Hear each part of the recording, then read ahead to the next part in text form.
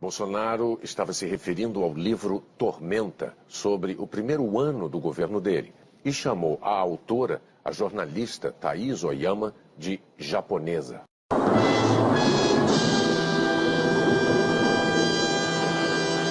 O agente conhecido como o japonês da Federal. O japonês da Federal que participou da Operação Lava Jato. O japonês da Federal. O japonês da Federal. O japonês da Federal. O japonês da Federal ficou conhecido em operações da Operação Lava Jato. O japonês da Federal.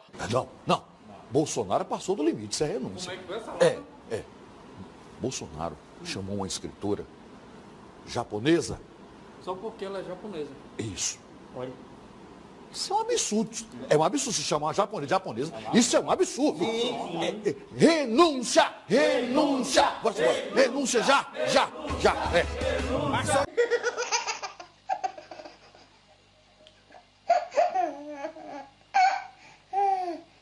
Plom.